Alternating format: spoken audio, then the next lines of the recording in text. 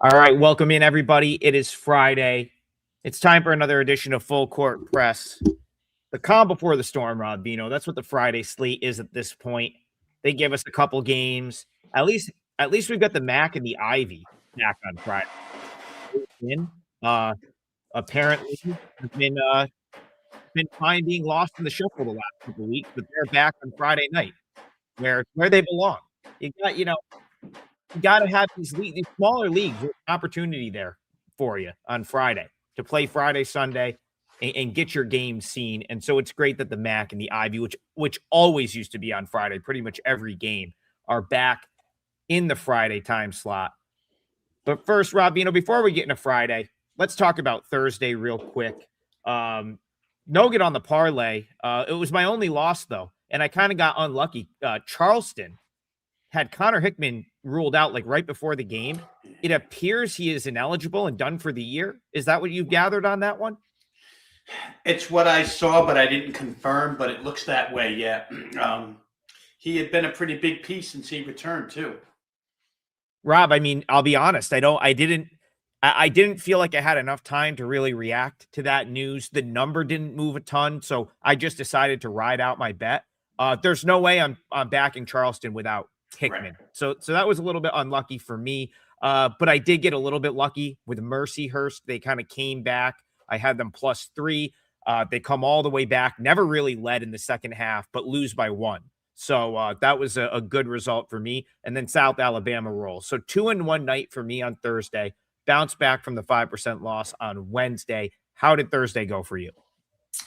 Thursday was a split. 1-1. The good news was Belmont team total, never in doubt, 91 points against Northern Iowa. Just the 3-point shooting clinic that they put on from about the 11-minute mark of the first half until the end of the first half was really something. Belmont offensively, and Northern Iowa hung right with them. Northern Iowa played extremely good offense as well. Team to watch out for inside that Missouri Valley Arch Madness tournament.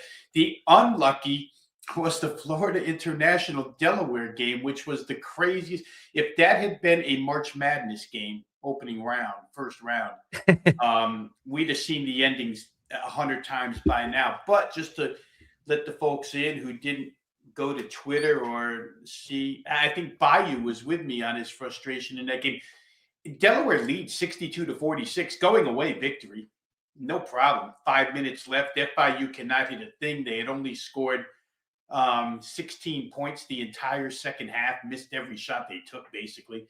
And then all of a sudden, here comes the rally from nowhere to the point where, Adam, their final 3 possessions, they hit 3 threes. They keep getting stops or missed ends of a 1-and-1. Come down, bang 3 threes. The one that ties the game at 66, which was incredible. I'm like, oh my God, I can't believe I'm even going to have half a chance at this in overtime. About 5 seconds left. They make the 3. Delaware doesn't call timeout. They let it play out. They take the ball down the court, push through the lane. The struggle to get through the lane off the dribble was crazy. Looked like it could have been stripped. Looked like it could have been a foul. Looked like it could have been a lot of things. It was none of those. It was a shot put up that missed, and a Delaware player running from the far baseline comes in and tips it home with about, 1.1 left on the clock. So Delaware gets there. We just missed overtime. Would have been lucky to get a 2-0. Can't really consider that as a smart play. Delaware, Florida International over the total, but just an incredible. You fight all that way. You fight a 16-point deficit to get back in it, only to have a tip in with 0.1 left. But is what it is. It was a split, which isn't bad news. We'll get on to today. Yeah, we have a couple folks referencing in the chat the joint package between Rob. Rob and I has done well this week. Another winning day yesterday. That is up till further notice. Double the CVB firepower, and it is officially the weekend package, Rob, because it's Friday, which means Friday, Saturday, Sunday. If you get it today, you get all of my plays, all of Rob's plays in college hoops for the entire weekend. Manzi says good morning. He says, let's start a big weekend. And I thought he maybe threw the 1 in there But I didn't know if he was going to help me segue into a big one in the Big Ten, Rob. But that's where the big weekend is going to start. Out in Madison, Wisconsin, at the Kohl Center, Big Ten basketball on a Friday night. You got the Michigan State Spartans, top 10 team. I think they were a little bit fortunate to beat Illinois, but they got it done last week. They've been off since then, so they've had time to prepare for this game, Rob. While Wisconsin, they've had a couple of things going on. One of those things was a very impressive midweek win over Illinois. So Michigan State, Wisconsin, Kohl Center tonight. Tight spread. Feels like a toss-up. Who do you got? Yeah, we'll just get the ATS housekeeping out of the way here first. And Wisconsin, their team total 8-2 to the over last 10 games. We've come to know Wisconsin as a far more offensive team than defensive team this year. 5 of those 8 overs, team total overs, have come by 11.5 points or better. So some of them not even close. Wisconsin has been getting way over. For the Michigan State side, they are 4-0 to the over their last 4 games. Although the Illinois game, which is in those 4, was only 142 at the end of regulation, and the number was 142.5. So if you want to go by regulation, only 3-1. Interesting, both of these teams, like you just mentioned, they enter off of wins over Illinois. The Wisconsin one, I sort of, keep reservation or hold reservation on, because we know Kylan Boswell's been out, but Stojakovic didn't play in that game either. And Illinois was still able, and that was another one of those late rulings where the player was out, Adam, because that day for the parlay, I believe Illinois team total over was my end of the parlay. And it got to overtime at 81-81. I think we're looking at 81.5. But at 10:30, 10:45 a.m. when we were on, I probably would not have made that play knowing Stojakovic was out of the lineup as well. It didn't matter. Illinois scored on Wisconsin. Wisconsin scored back. But I do, feel a little bit of reservation about Wisconsin having to struggle like that without 2 of the better players for Illinois even on the floor. I guess it's an absolute positive for Illinois to know that they can go without 2 of those guards and still almost beat Wisconsin. Here we get a matchup where, like you say, Michigan State's been off 6 days. The other side comes off the midweek game. I'll say this fundamentally. I had just a quick list in my notes from early this morning of what Wisconsin absolutely needs to do tonight. It's interesting, Adam. Michigan State, they score a lot of points for a team that doesn't shoot well. They rebound. How do they score their points? Well, they're number 5 in the country in fast break points, believe it or not. An Izzo team being the 5th highest scoring team off the fast break league. They get a lot of fast breaks. They get a lot of second chance. They get to the free throw line a lot. They're not necessarily good shooters. If you're Wisconsin tonight, you cannot be slow in transition defense against this team. No how, no way. Michigan State's going to defensive board and get out. And if they see an advantage, they're going to take it. You can't allow second chance points. This matchup, height versus height, is pretty close. Somebody had said the other day that Wisconsin should play Austin Rapp a little bit more. And I agree with that. And he had a big game against Illinois the other night. But they have to get on the board. They can't allow second chance points. And again, they have to keep Michigan State off the free throw line, especially Fears. You can let Cohen Carr get to the line. He doesn't shoot him well. But Fears and Jackson Kohler, Jackson Kohler's another unheralded guy who is an elite rebounder on both ends, shoots the 3 better than anybody on this team, and gets out on the break. So Kohler's a big deal. But if you're Wisconsin, again, you want to be able to stop the break. Don't let Michigan State get those cheap points that they want, second chance points, or get to the free throw line. If you can do all that, it's still going to be difficult against this MSU defense, which ranks towards the top in every single category in Big Ten play. Boyd and Blackwell, what more can you say about the guards here? That's where it all starts.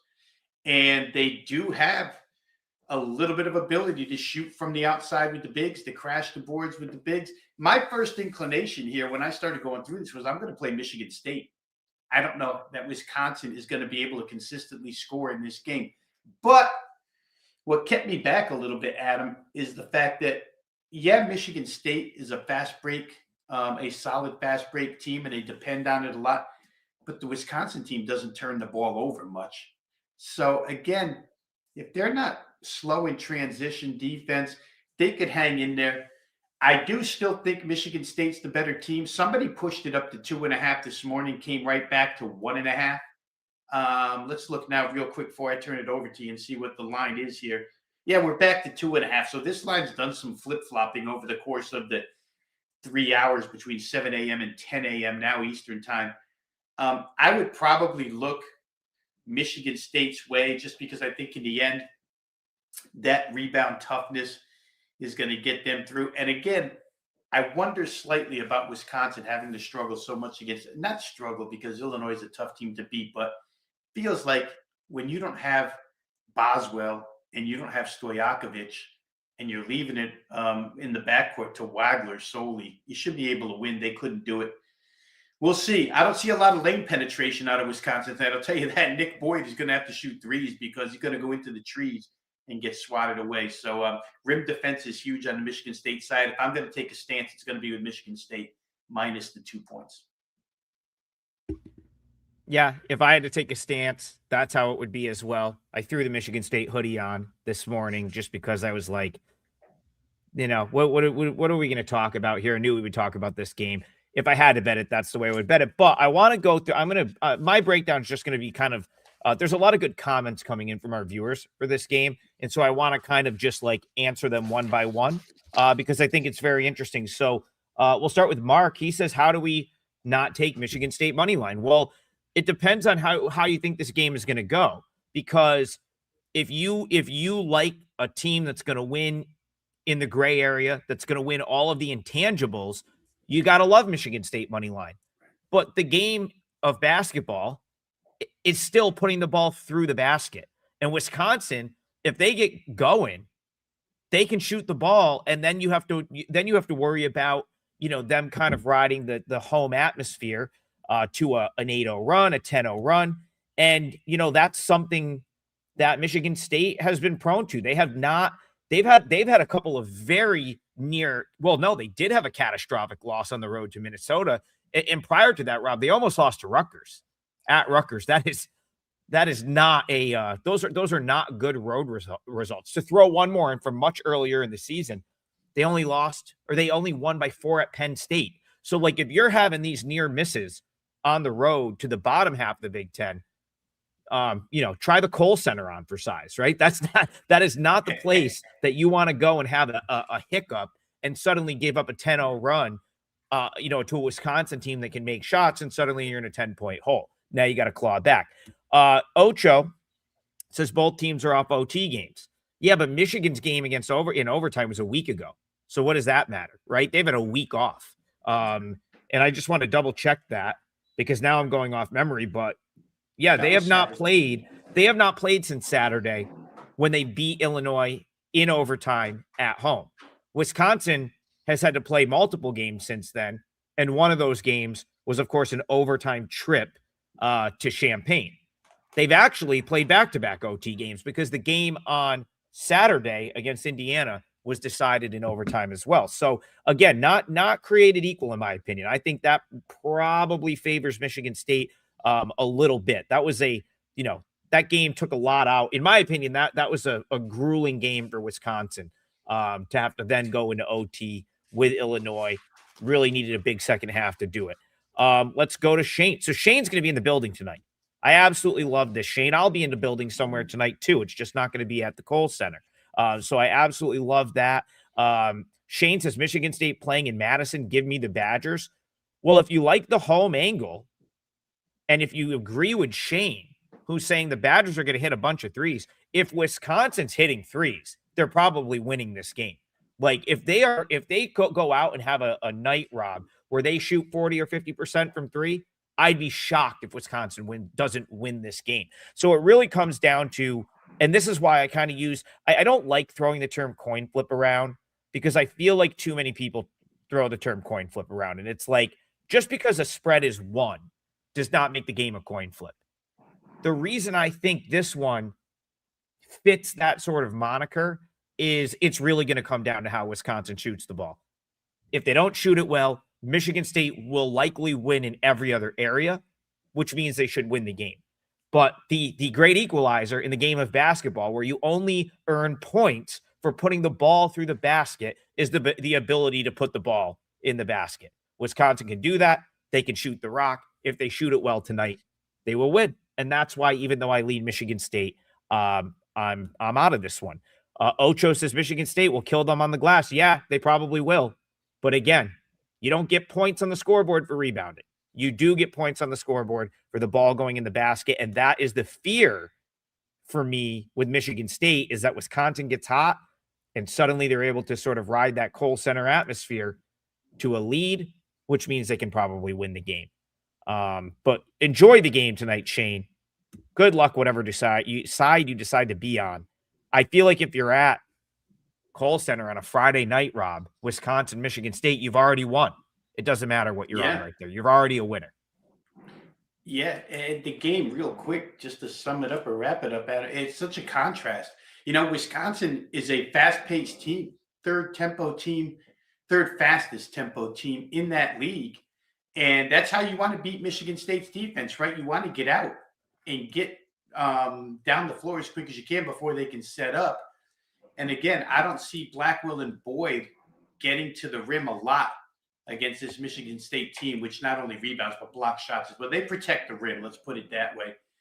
But if those two guys are hitting threes, and also they have bigs that can step out and hit threes. And so Wisconsin just has more options. How many times have we seen Michigan State this year where Fears has no help on offense? It's just Jeremiah Fears, and nobody comes to the rescue. Jackson Kohler, when he shows up, is good. Cohen Carr, when he shows up, they're even better. But it's just an interesting contrast in styles here. And like you say, if Wisconsin's hitting their shots, I don't know that Michigan State can make as many shots as Wisconsin can. In my mind, they certainly can't. Manzi somehow managed to get to a teaser to Michigan plus 8.5. Listen, I don't condone teasing college basketball, but if you're there with that number, ride it. Don't try to middle that. You got a good position. Just see it out, in my opinion. Let's go to Mad Max. Let's go to a game number 2. Max says St. Louis looks like they're in a smash spot, but it looks too easy. Always get a little weary when it seems like a shoe-in. What are your thoughts? Well, my first thought is it's a big number.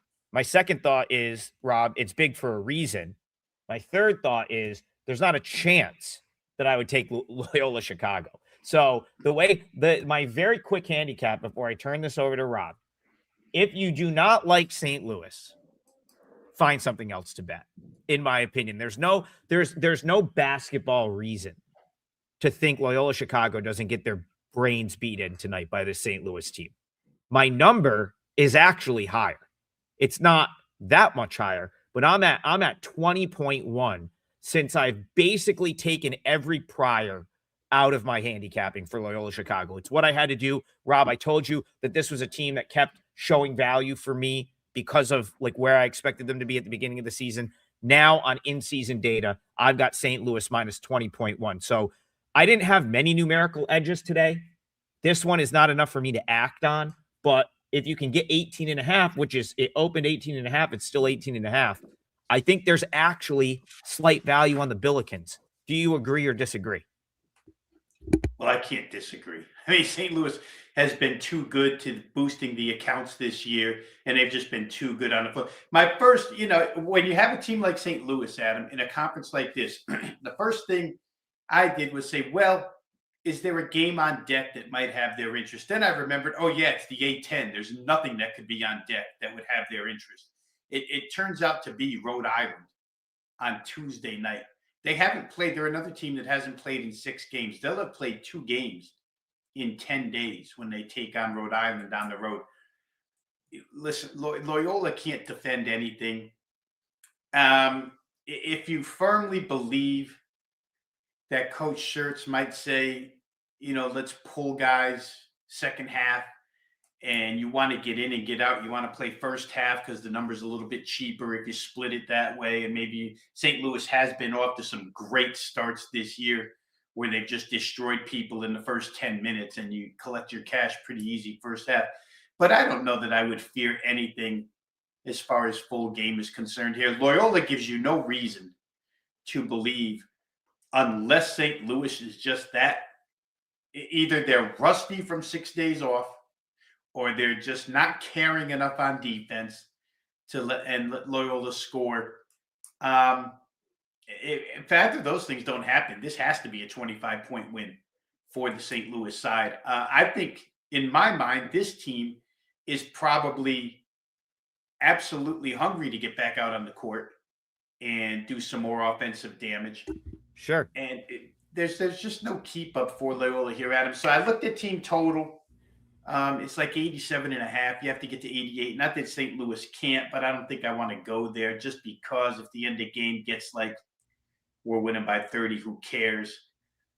The other side of me says, Rob, they probably put 90 on this team. Go ahead and do it. I mean, you kind of ride that fence here because the odds makers put it in a good spot, but there's no way to back Loyola here. They could cover. Don't get me wrong. Things happen in college hoop, but there's no way you're going to get me to bet Loyola in any capacity. Yeah, you don't think Loyola can get run out at home? St. Joe's won by 21 here not too long ago, right? Like, last time out, they lost by 20 to Davidson. That's not a good Davidson team. I mean, St. Louis is just so elite in comparison to pretty much everyone else in this league at this point that 20 is doable. That's the thing. Like, you knee-jerk reaction to see an 18.5 with a road team is like, oh, that's a big number. I don't know. I think that's doable. Like, let's put it this way. St. Louis in their last game, they were at home against LaSalle. They were a 22.5-point favorite. They still covered that. That was what I consider to be kind of a big number. 18.5 on a road against a team that's 6-19 and has just had no like semblance of like being like any good all year. I would have to lay it with St. Louis. It is a tough thing to do. National TV, ESPN2, and you're talking about taking an 18.5-point road favorite. But Rob, they know they're on ESPN2 as well, right? Like, they might not care so much about Loyola Chicago, but make no mistake, St. Louis is going to know they're on national television tonight. And my guess is they're going to want to show out. So lean toward the Billikens for me. I saw a couple of people in the chat. I don't hate doing the first half thing. Listen, I've kind of said this. You could do first half. You could go like first half. If it doesn't work out, come over the top with second half. St. Louis will roll one of these two halves, right? Like, they will. They're going to win one of these two halves. So if you take the first half, it doesn't work out. Maybe you do half a unit on the first half, come over the top with like 1.5 on the second half if you want to go that way. Or just lay the 18.5. Like I said, I'm at 20.1, so I do lean toward the Billikens. All right, Rob Bino, quick promo. Double the firepower, CBB. That's all of my plays, all of Rob's plays for the entire weekend in college basketball. Like I said, I'll be at a game tonight too. I'll see if you guys can figure out which one. I'll probably tell you by the end of the show. Totally unexpected. I had to change some plans, but something came up that I couldn't pass up. So we'll give you guys the rest of the show to guess what's going on there. But I will be on the road as soon as this show is over. Guess that's a little bit of a hint. All right, Garth says, let's go to the Ivy. He says, thoughts on Cornell Princeton.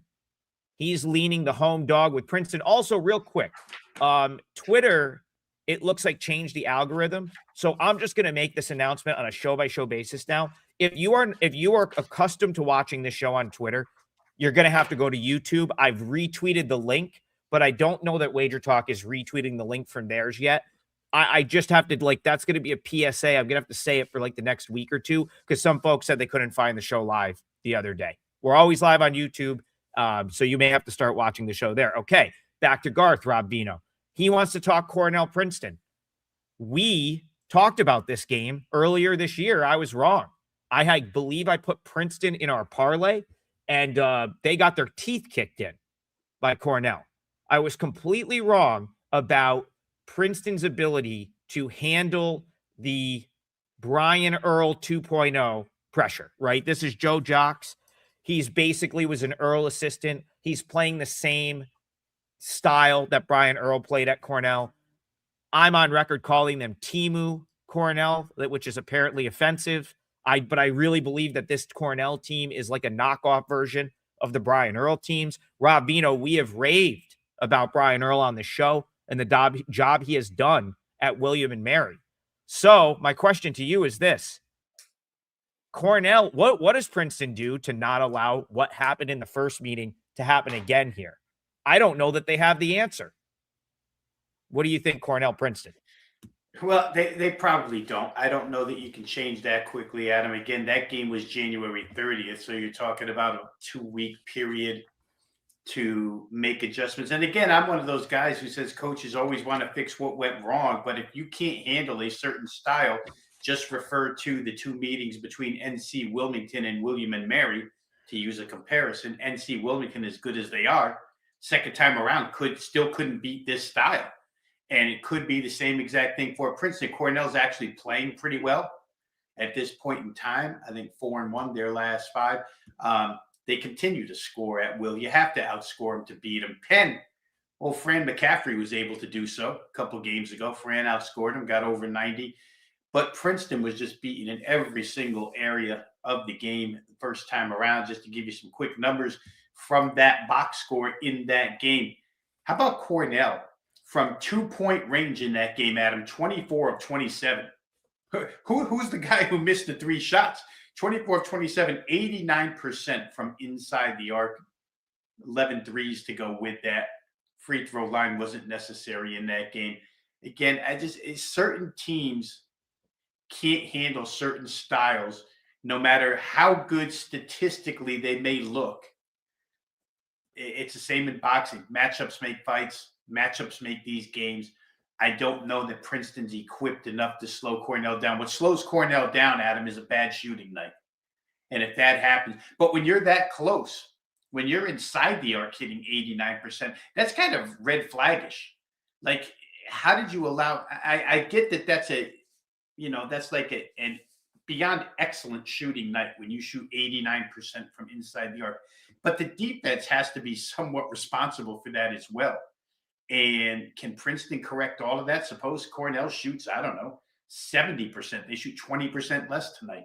Still probably going to win the game. They won that one by 23 on that night. Game hit 151. As always with me, I'm looking at totals with Cornell. Game has come down to 155.5 with the Cornell price going up. Somehow, money thinks it's going to be an under. It was the first time, 151, despite 87 out of Cornell. I think if there's one thing to look at here for me, it would probably be Cornell getting back to 80 in this game. Their team total 79.5. I find it hard to believe they don't get to 80 in this game. So my best advice for Garth would be I'd look Cornell team total.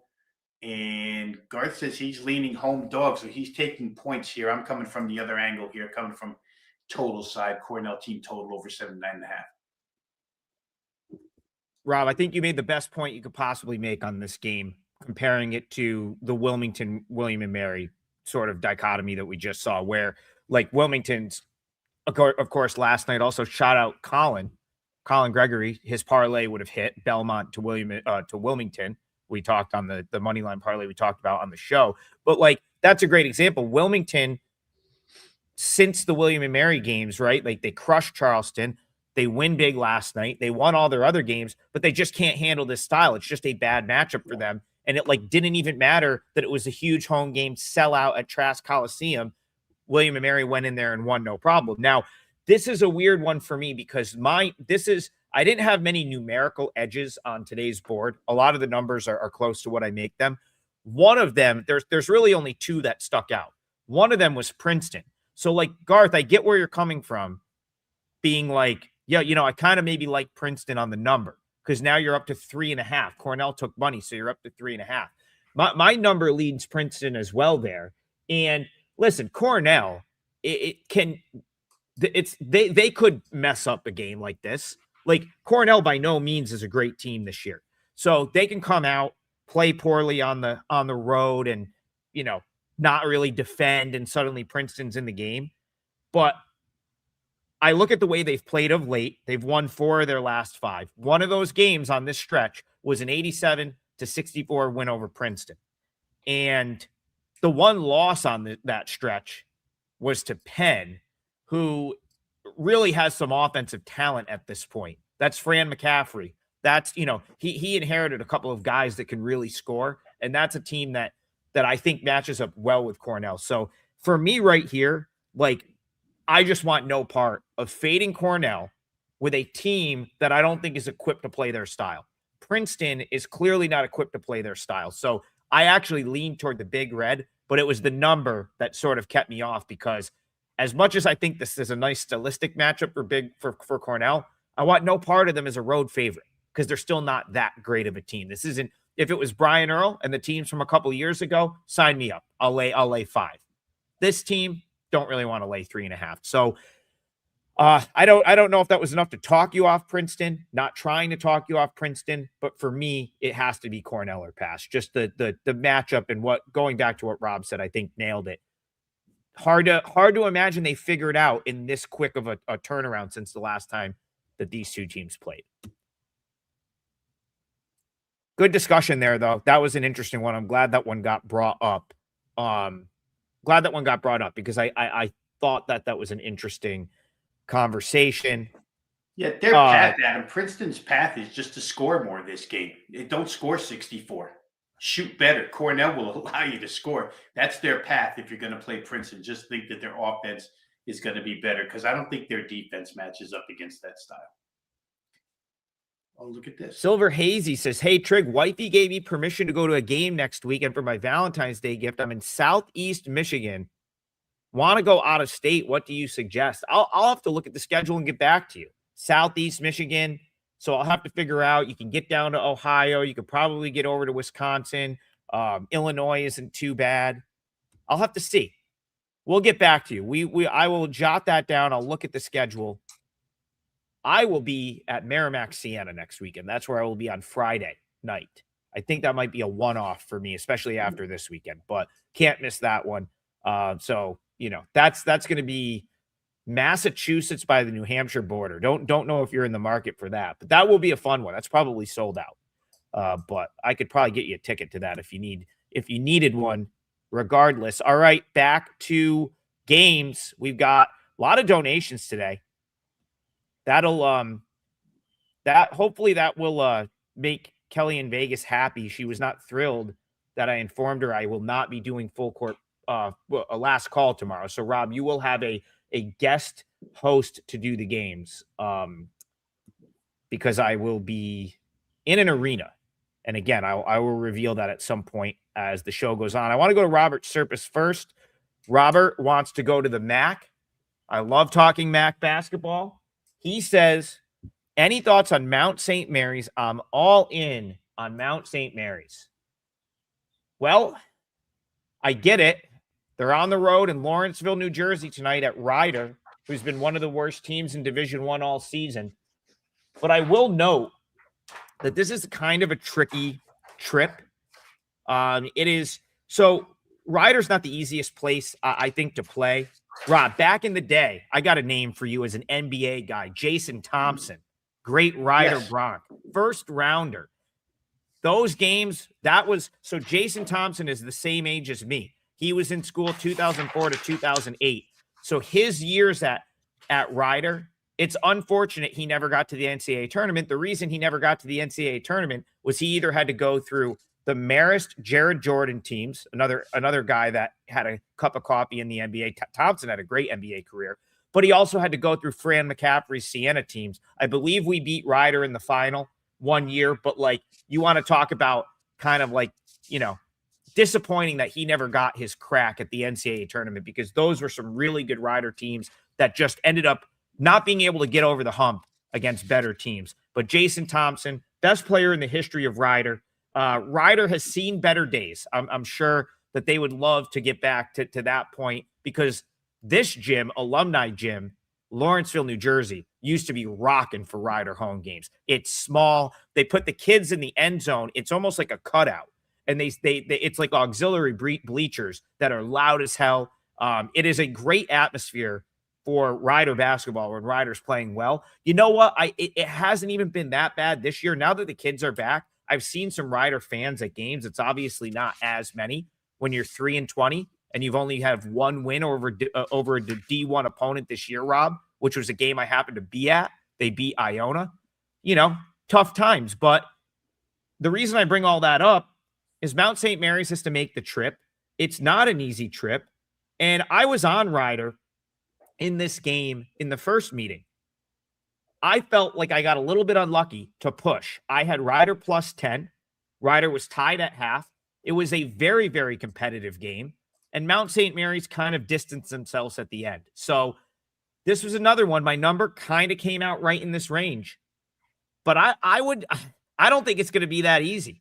Mount St. Mary's is a tough, they're all the way down in Emmitsburg, Maryland. They're a relatively new addition to the conference. And I think it's tough. It's tough to go down there if you're a visitor, in my opinion. It's also, I think, tough for them to be on the road, still relatively new to the league. I think this is their second or third year. So based on how even the first meeting was, I like Rider here, plus the points. Hasn't made my card yet, but I've cashed a couple times this season with Rider. I don't know. Do you think I'm crazy for liking the Bronx tonight in Lawrenceville, New Jersey? I'm trying here to help build a case for you.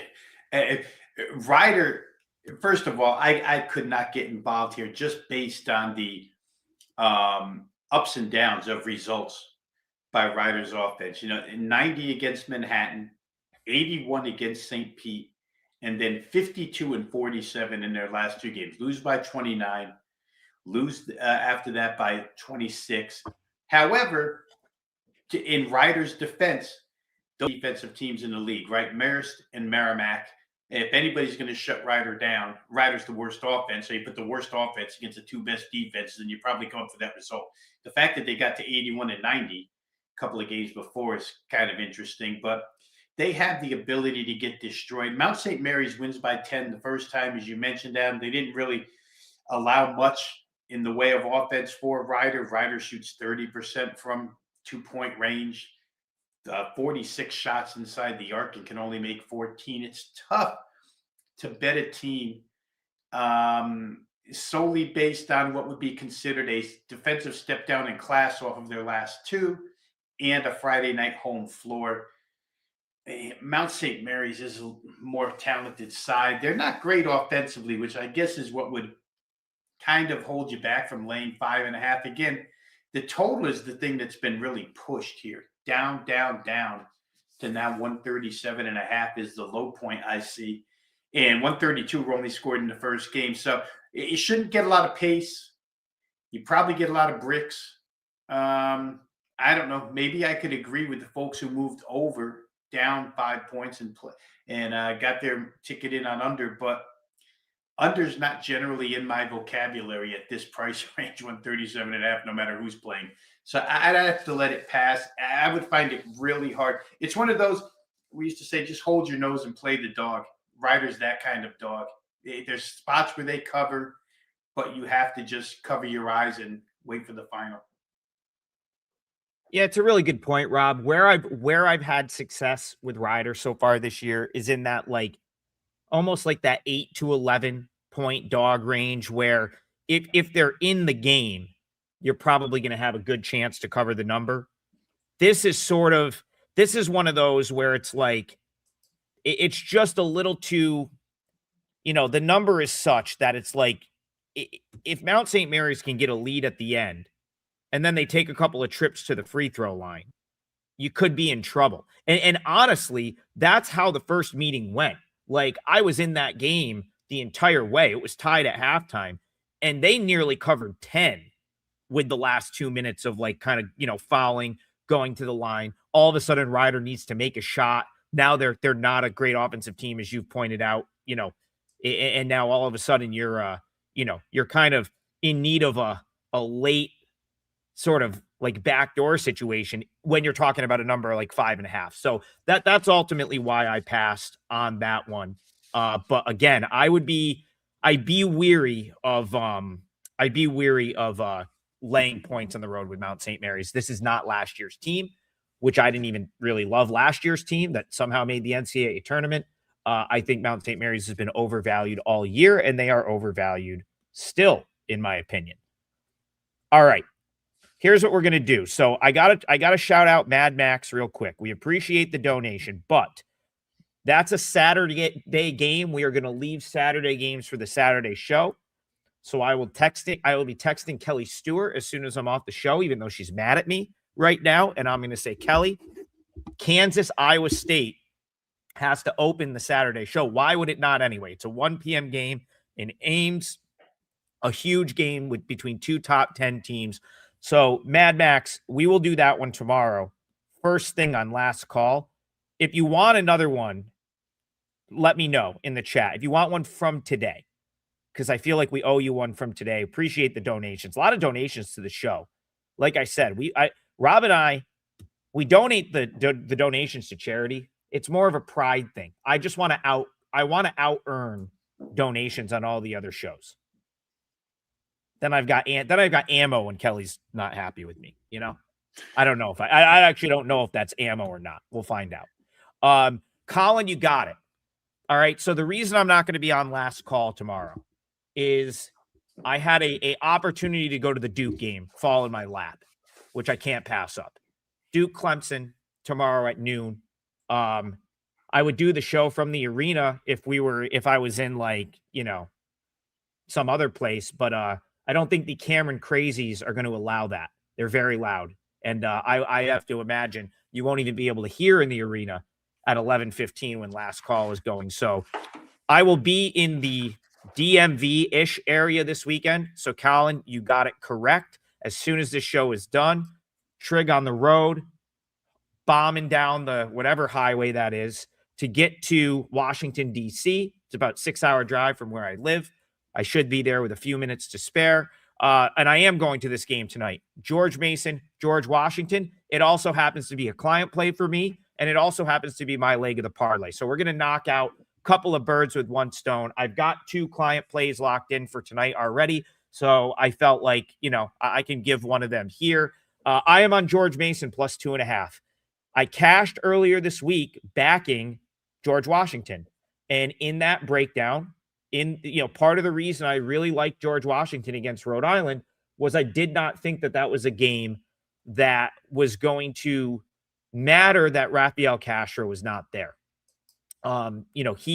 George Washington, by all accounts, has struggled big time in his absence, and they had lost 3 straight. And I said, you know what? This Rhode Island team is not very good. They are not going to be able to probably do much in the way of getting to the rim anyway. I felt like we were getting a very cheap number because I think the market had moved too much for Castro being out. And all of those things turned out to be true.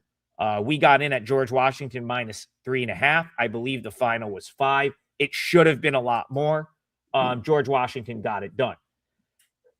Now they go home to play George Mason.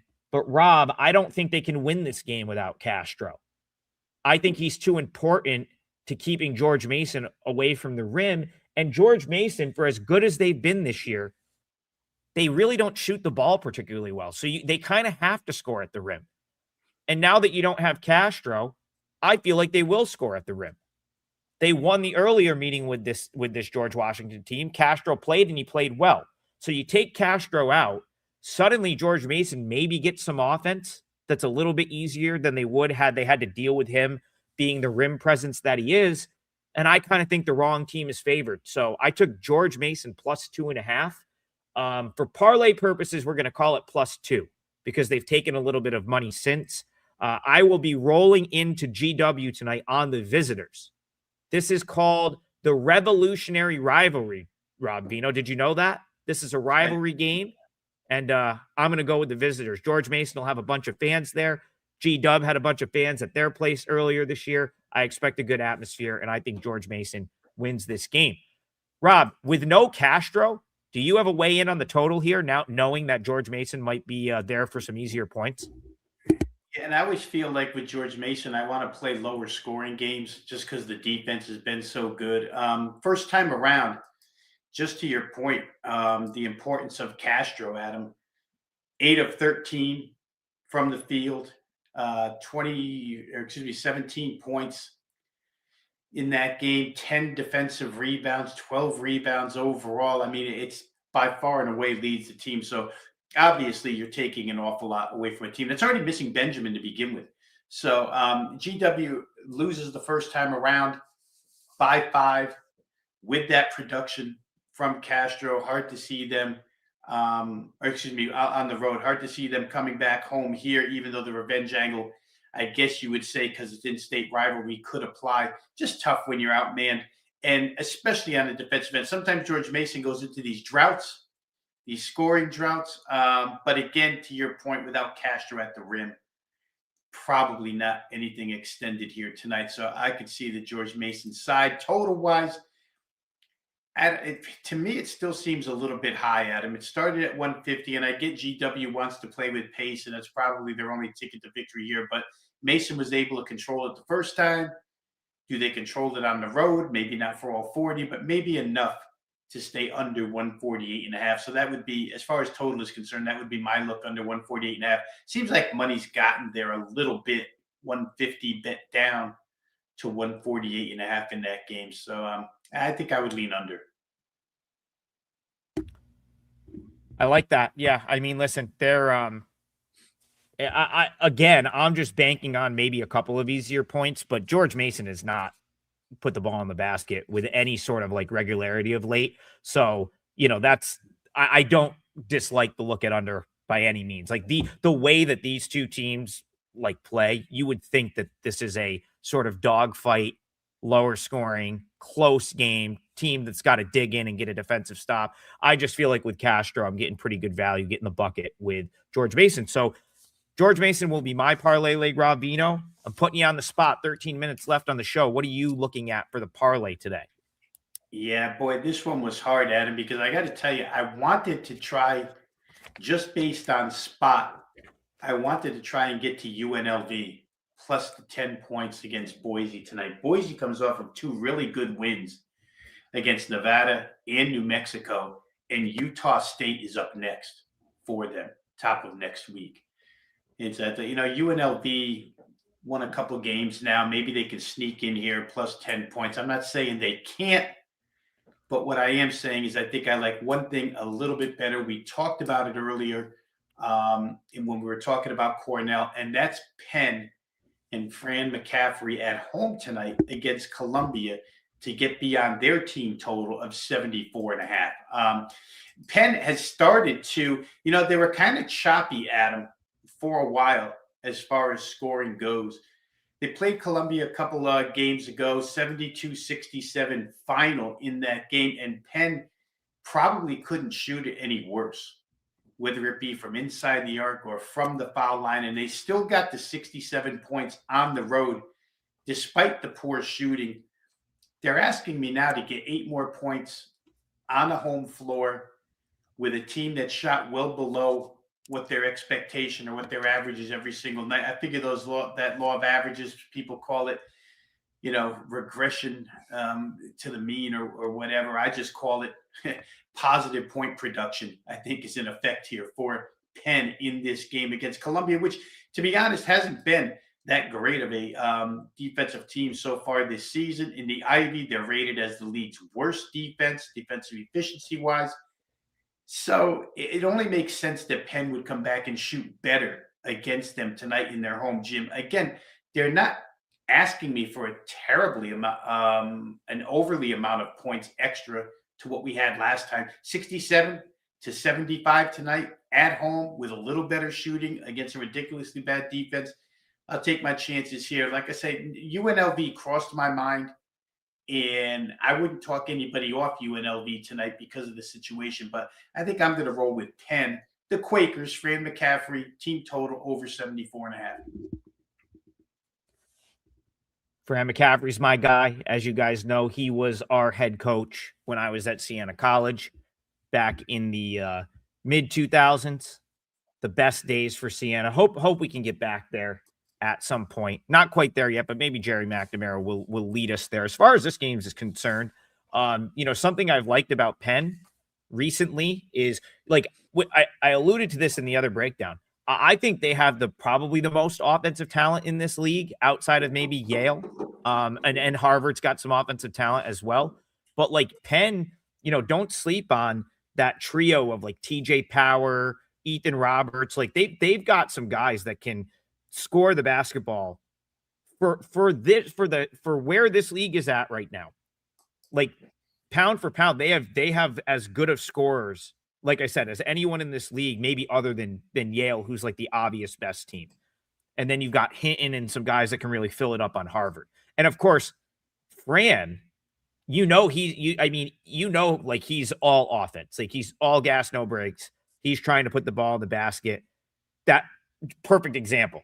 They played Cornell, 91 points. They dropped 91, no problem on Cornell, 91-81.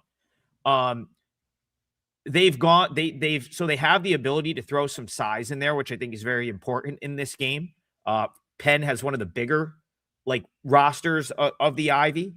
And that's the thing. Columbia has the biggest, right? So Columbia, Kevin Hovda, is it? Hovd?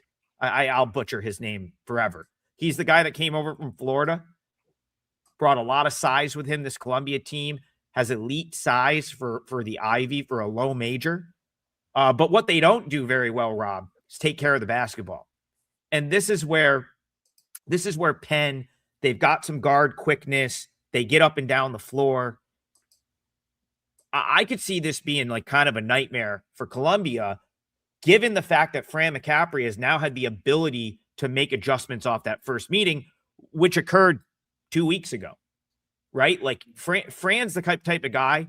They lost that game 72-67.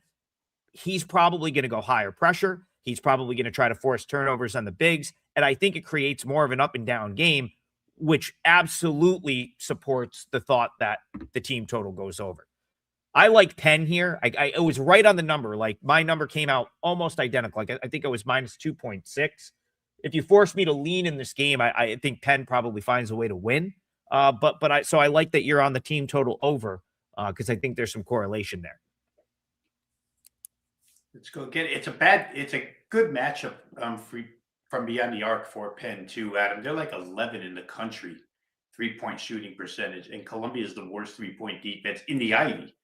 So they should be able to make some hay here at home.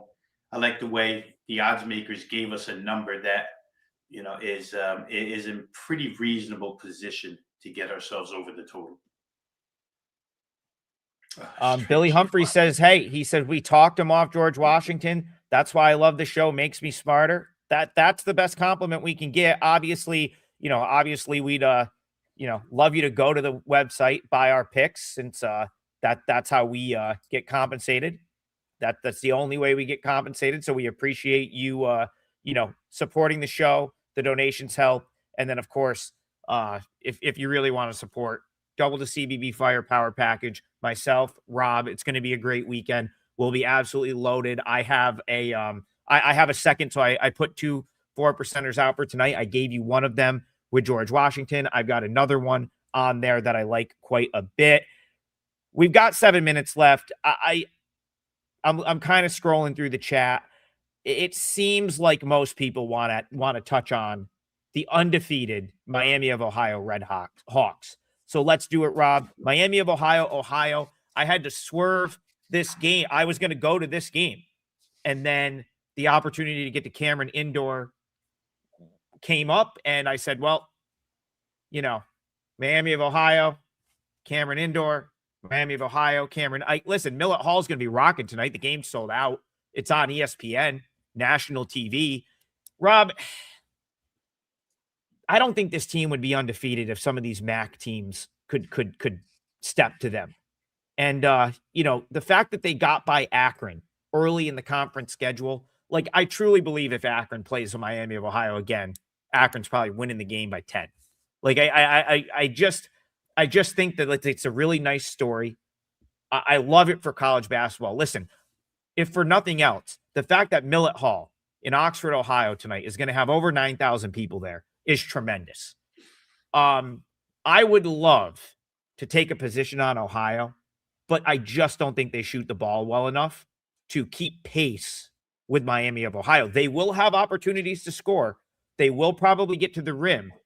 I don't think it's crazy to think they can hang around within 10. And you've seen some of these other teams, Buffalo, UMass, put a scare into Miami of Ohio. I tend to think if Ohio's got a chance in this series, because again, they play in a couple of weeks in Athens. I will be there with Brian Power in attendance in that game. I think Ohio maybe has a better chance at home. On the road, it's going to be tough. But I ever so slightly lean toward Ohio plus the points. You've been really good with Miami of Ohio totals.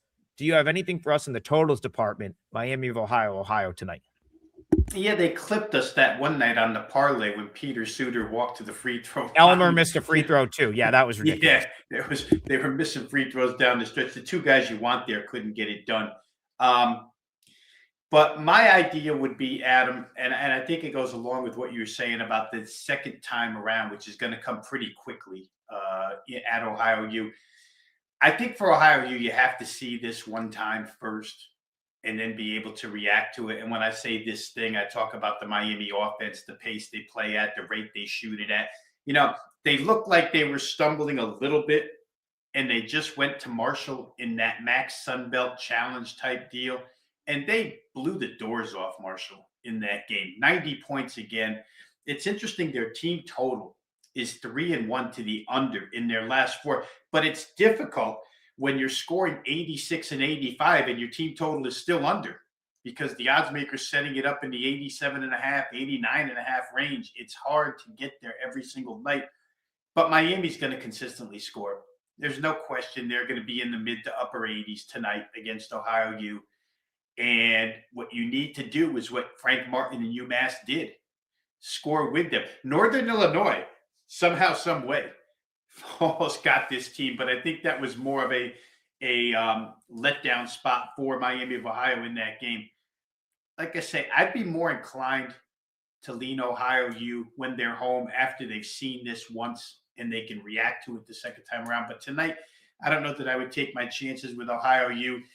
The team total, the total itself, if I trusted Ohio a little bit more, because I don't trust the Miami defense to stop people, that's for sure.